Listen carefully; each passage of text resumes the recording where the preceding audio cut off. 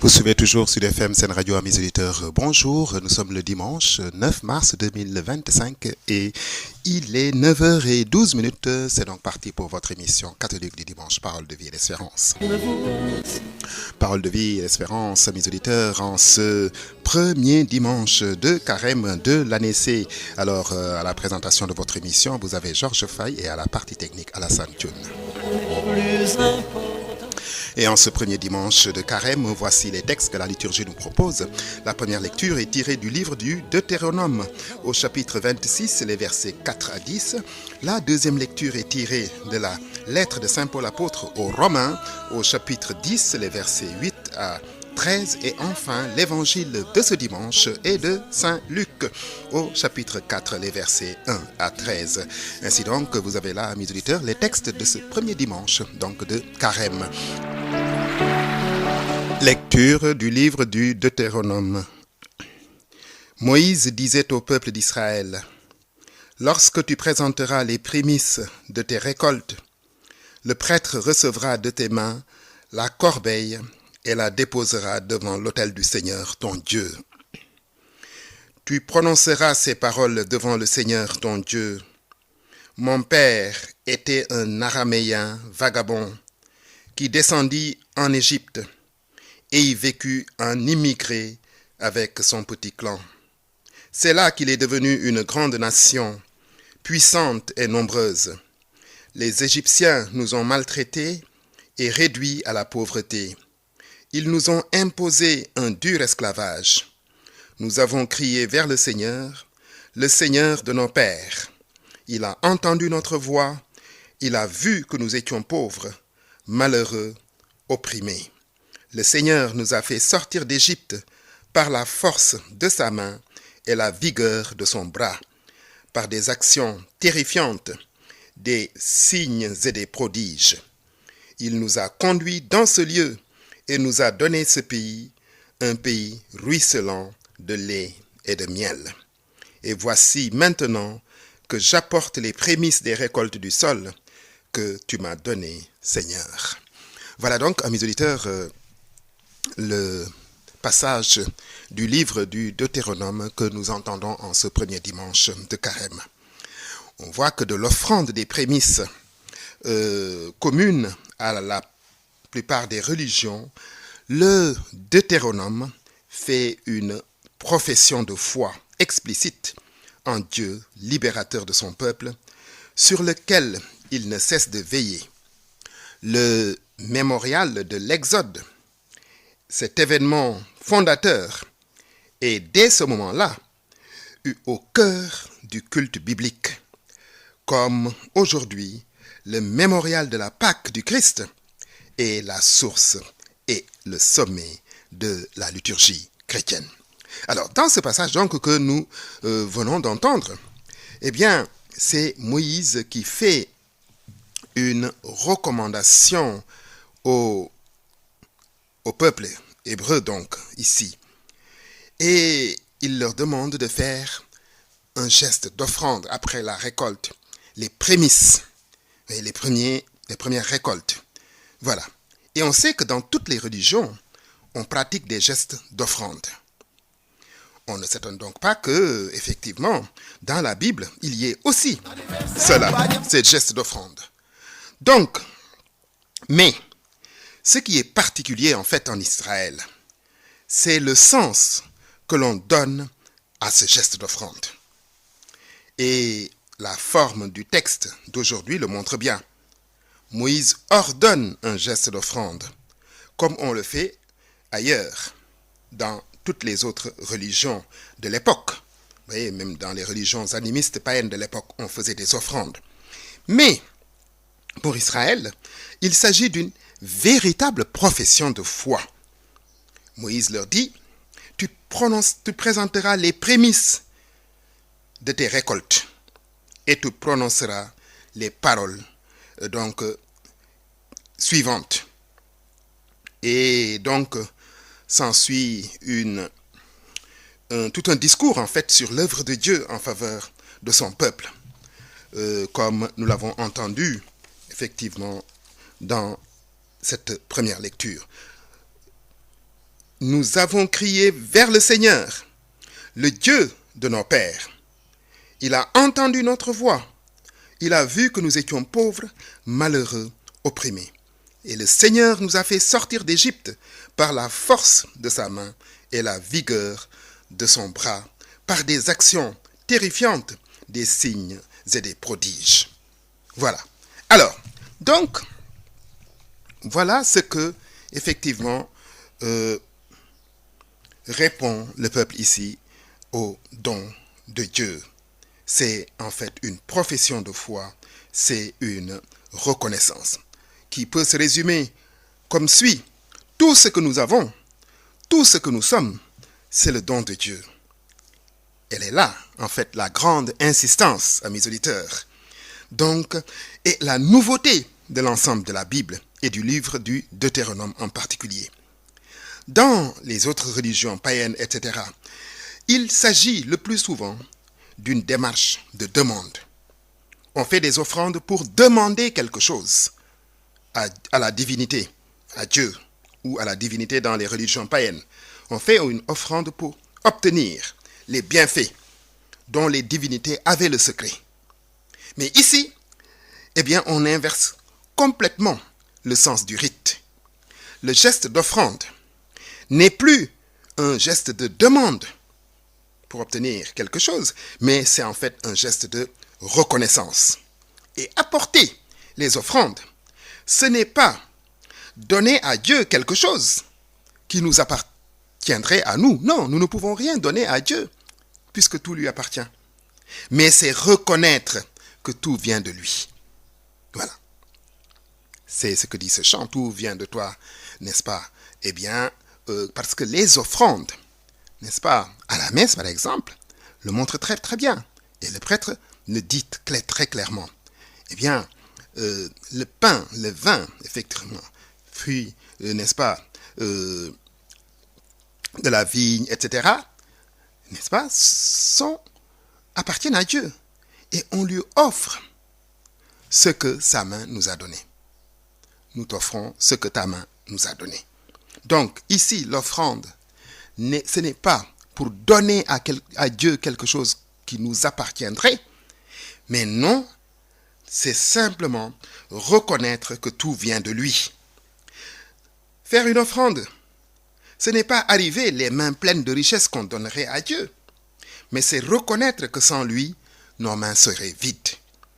Et dans cet esprit, apporter ces offrandes est un geste de mémoire, c'est un geste de reconnaissance. Et si le Deutéronome y insiste, c'est probablement que la leçon n'était pas en fait inutile et qu'elle n'était peut-être pas bien retenue. Alors, le peuple semblait devenu effectivement amnésique. La reconnaissance pour les bienfaits de Dieu s'était plus ou moins estampée. Souvenons-nous, c'est un peuple qui était en esclavage en Égypte, opprimé. Et le Seigneur les a tirés de cet esclavage et les a conduits vers ce qu'on appelle la terre de Canaan, effectivement. Comme dit le texte, là où coule le lait et le miel. Et donc, ils commencent à travailler et à manger des fruits de la terre. La manne cesse de tomber. Et donc, à la longue, ils oublient que tout ce qu'ils obtiennent, tout ce qu'ils ont là, vient de Dieu. Alors, donc, dans l'aridité du désert, le peuple avait pourtant bien compris que sa survie dépendait de Dieu et de lui seul.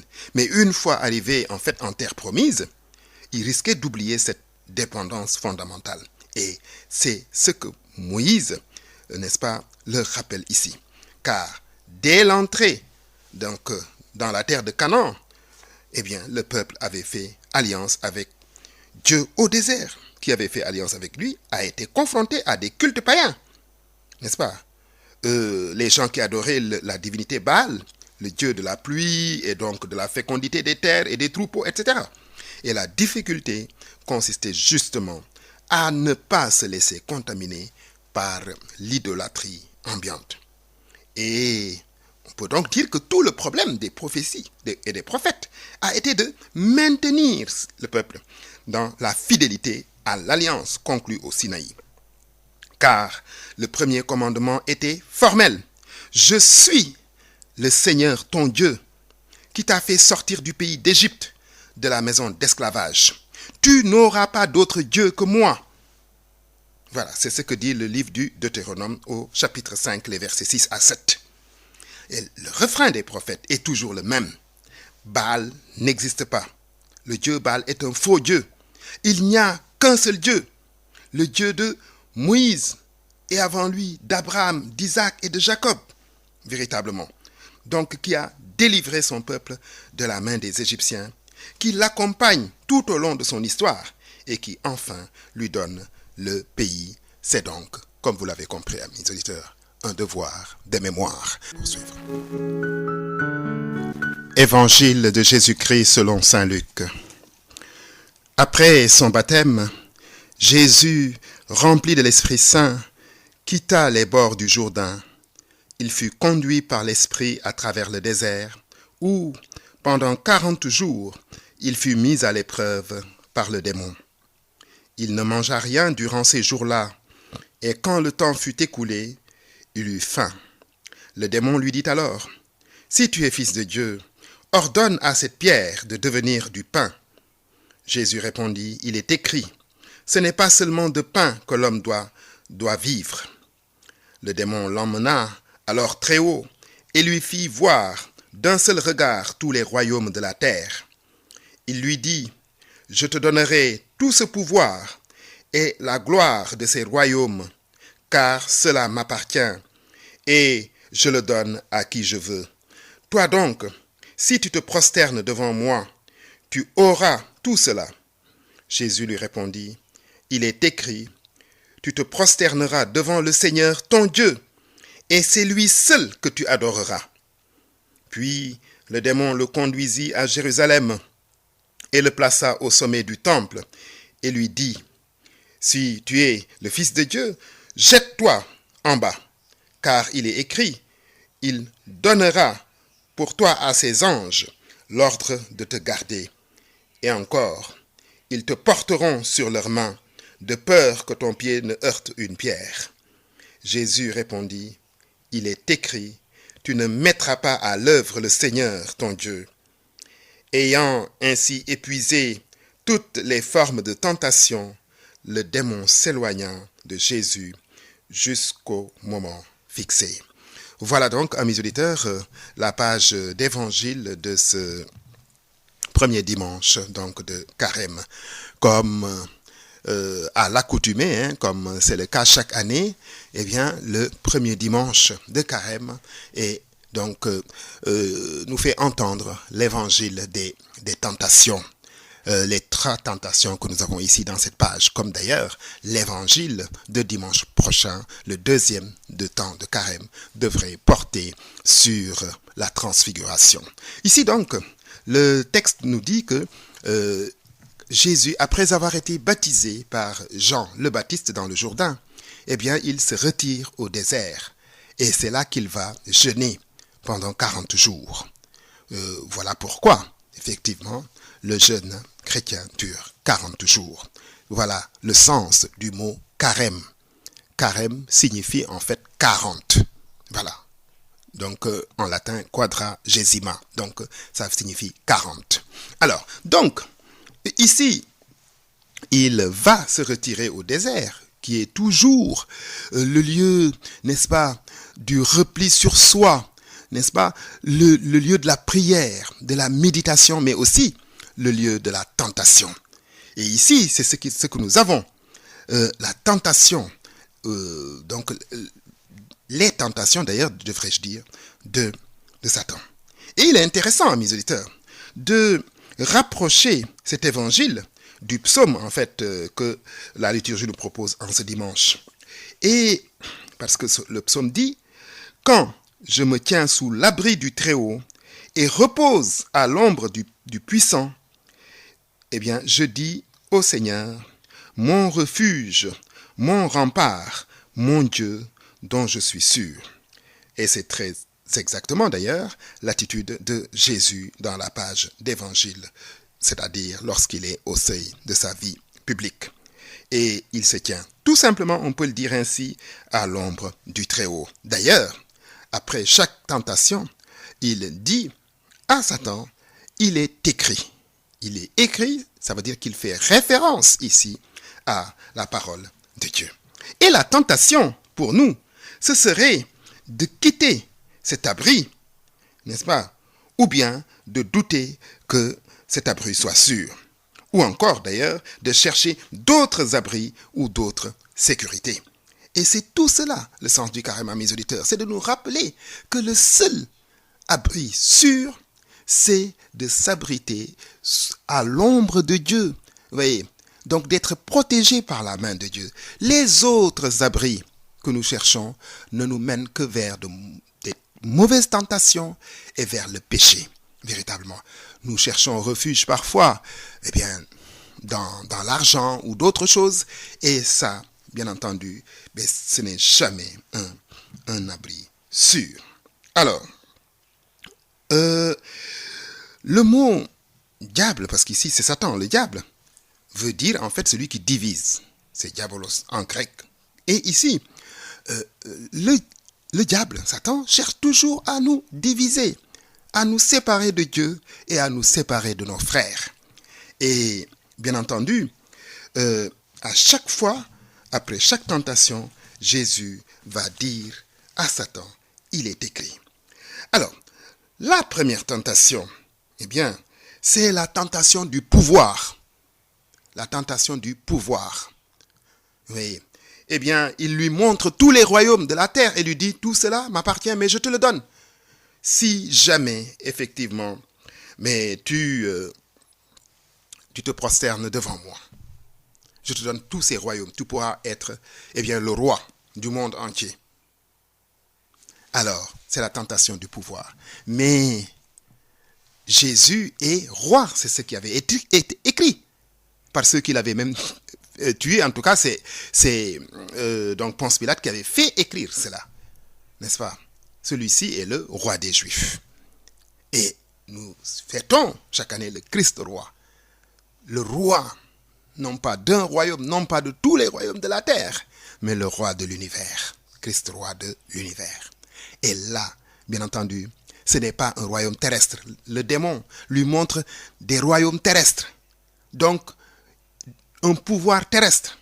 Vous voyez, un pouvoir, donc forcément qui a des limites dans l'espace et dans le temps. Mais lui, il règne dans les cœurs. Et ça n'a pas de limite, ni dans l'espace, ni dans le temps. Alors, donc, l'autre tentation, c'est la tentation donc de l'avoir. Pouvoir et avoir. Par exemple, l'argent, les biens matériels, etc. Qui parfois, effectivement, nous poussent véritablement à des actes véritablement indignes d'un croyant et qui sont effectivement de graves péchés devant Dieu. Lorsqu'on va accaparer effectivement donc ce qui est à tout le monde, n'est-ce pas, pour en faire des biens personnels indus, parce qu'on occupe, comme dirait l'autre, certaines stations, par exemple dans le pouvoir, eh bien, quelconque, ici ou ailleurs, eh bien, ça c'est la tentation de l'avoir.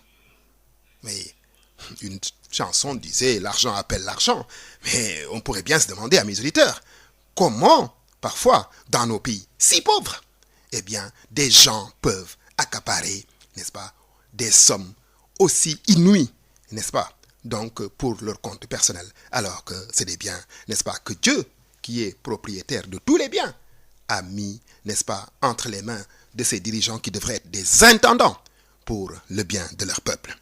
Donc, tentation de l'avoir. Et donc, l'autre, effectivement, donc tentation, la troisième, c'est, elle lui dit effectivement, saute, n'est-ce pas? Et certainement, Dieu enverra ses anges, saute du sommet du temple jusqu'à terre. Ça veut dire, on saute dans le vide. Voilà. Et certainement, donc, Dieu enverra des anges pour, n'est-ce pas, te porter dans leurs mains afin que tu ne te blesses pas. Eh bien, il lui répond, tu ne mettras pas à l'épreuve le Seigneur, ton Dieu. Et bien souvent, à mes auditeurs, nous voulons mettre Dieu à l'épreuve. Nous voulons mettre Dieu à l'épreuve. presque du chantage. Parfois même presque des ultimatums. Je te demande ceci, je te demande cela, etc. Mais tu ne me le donnes pas encore, qu'est-ce que tu attends, etc. Non. Eh bien, lui, le propriétaire de tous les biens, n'est-ce pas? Eh bien, fait les choses, n'est-ce pas, au temps et au moment qu'il aura fixé dans sa liberté souveraine. Et donc, ces tentations d'aujourd'hui, amis auditeurs, nous rappellent effectivement que, eh bien, nous devons avoir la force, n'est-ce pas, d'y résister. Jésus s'était retiré dans le désert pour prier. Et la prière doit être effectivement notre seule arme face, n'est-ce pas, à Satan. La prière doit être notre arme, véritablement. Et effectivement, c'est l'arme que redoute Satan. Parce que prier, c'est être proche de Dieu. Et Satan, dont le nom diable, en tout cas, le mot diable, dans son origine grecque, signifie celui qui divise. Et donc, le diable, Satan, cherche toujours à nous diviser, à nous séparer de Dieu et à nous séparer les uns des autres. Donc, notre force est dans la prière, puisque c'est ce que redoute le plus Satan, tout simplement parce que la prière nous rapproche de Dieu. Alors, je rappelle à mes auditeurs que vous suivez toujours Parole de vie et l'Espérance en ce premier dimanche de Carême. Lecture de la lettre de Saint Paul apôtre aux Romains. Frères, nous lisons dans l'Écriture, la parole est près de toi, elle est dans ta bouche et dans ton cœur. Cette parole, c'est le message de la foi que nous proclamons. Donc, si tu affirmes de ta bouche que Jésus est le Seigneur, si tu crois dans ton cœur que Dieu l'a ressuscité d'entre les morts, alors tu seras sauvé. Celui qui croit du fond de son cœur devient juste. Celui qui de sa bouche affirme sa foi parvient au salut. En effet, l'Écriture dit, lors du jugement, aucun de ceux qui croient en lui n'aura à le regretter. Ainsi, entre les Juifs et les païens, il n'y a pas de différence. Tous ont le même Seigneur, généreux envers tous ceux qui l'invoquent. Il est écrit en effet, tous ceux qui invoquent le nom du Seigneur seront sauvés. Voilà donc, amis auditeurs, le texte de la deuxième lecture tirée de la lettre de Saint Paul apôtre donc aux Romains. Et tout le raisonnement de Paul ici aboutit à une conclusion. Entre les Juifs et les païens, il n'y a pas de différence. Précisons tout de suite que ces Juifs et ces païens dont parle l'apôtre Paul sont tous des chrétiens déjà. Ils se sont convertis à la religion chrétienne. Ce sont des chrétiens d'origine juive ou des chrétiens d'origine païenne. Et donc, à travers ces querelles-là, puisque les Romains avaient donc commencé à se convertir à cette nouvelle religion qui était la religion chrétienne, qui venait prendre la place un peu de la religion juive d'une part, mais aussi effectivement des cultes païens qui existaient à Rome. Et donc Paul leur dit, qui que vous puissiez être, quelle que soit, n'est-ce pas, votre origine païenne ou origine juive, quelle que soit effectivement votre origine raciale ou autre, eh bien, il n'y a pas de différence. C'est-à-dire qu'il n'y a pas de différence entre les croyants. Oui, donc il n'y a pas de différence. Donc, voilà, c'est-à-dire que la foi en Dieu doit, n'est-ce pas, transcender nos différences, soit religieuses, soit ethniques, soit raciales ou autres, véritablement. En tant que croyants, nous devons tous des enfants de Dieu. Et donc, Paul rappelle ici, effectivement, le cœur de la foi chrétienne, une sorte de kérygme. Si tu affirmes de ta bouche que Jésus est le Seigneur, si tu crois dans ton cœur que Dieu l'a ressuscité d'entre les morts, alors tu seras sauvé. Et celui qui croit du fond de son cœur devient juste. Celui qui, de sa bouche, affirme sa foi parvient au salut, c'est-à-dire sera sauvé, en d'autres termes, entrera au paradis de Dieu. Et donc, si Paul insiste ici, c'est que le problème était bien réel, effectivement. Donc, parce que à Rome, comme dans les autres communautés chrétiennes du 1er siècle, la même question s'est posée. Est-il bien normal de traiter de la même manière, n'est-ce pas, les juifs et les païens? Que des juifs deviennent chrétiens, c'était donc évidemment ce que semblait confirmer le plan de Dieu. C'était conforme au plan de Dieu, effectivement, puisque Dieu avait préparé son peuple pendant de longs siècles à recevoir le Messie. Une fois celui-ci venu et reconnu, tous les Juifs auraient pu devenir chrétiens. C'était évidemment le souhait de Paul, mais les choses en réalité ne se sont pas passées comme il le souhaitait, effectivement. Donc, c'est une minorité seulement du peuple juif qui a, n'est-ce pas, adhéré à Jésus-Christ. En revanche, ce sont des païens qui ont constitué le noyau le plus important des communautés chrétiennes. Entre ces chrétiens d'origine et d'origine diverse, en fait, effectivement, il y avait des problèmes. Sur le plan des attitudes quotidiennes, tous les séparés et les sujets de discussion ne manquaient pas. La foi, la circoncision, d'autres coutumes alimentaires, etc. Et donc, Paul rappelle ici effectivement que ce n'est pas le plus important. Le plus important ici, c'est effectivement la foi en Jésus-Christ. Si effectivement tu crois, donc si tu affirmes de ta bouche que Jésus est le Seigneur et si tu crois dans ton cœur que Dieu l'a ressuscité d'entre les morts, alors tu seras sauvé. Ainsi donc, amis auditeurs, l'Église donc est entrée en carême depuis mercredi et aujourd'hui c'est le premier dimanche de carême. Et les textes de la liturgie de ce jour nous rappellent que effectivement, si nous faisons des offrandes, mais nous ne donnons pas à Dieu ce qui nous appartient, mais nous lui faisons un geste de reconnaissance et nous lui présentons tout simplement ce que sa main nous a donné à nous. Dans l'évangile d'aujourd'hui, Jésus, confronté à diverses tentations, rappelle ce que dit l'Écriture. Il n'y a de Dieu que Dieu, à Dieu seul, n'est-ce pas? On doit adoration, n'est-ce pas? Et donc, les autres formes d'adoration sont destinées à des idoles. Seul Dieu mérite d'être adoré. Et le carême, à travers les 3 tentations, nous rappelle que notre force est dans la prière. C'est par elle, effectivement, que nous pouvons résister. C'est l'arme du croyant, la prière, mais aussi les bonnes œuvres. Ainsi donc, amis auditeurs, c'est bien fini. C'était votre émission catholique du dimanche, Parole de vie et l'espérance sur Sud FM Sen Radio, avec à la présentation Georges Faye et à la partie technique Alassane Thioune. Merci pour votre aimable écoute et à bientôt sur cette même antenne.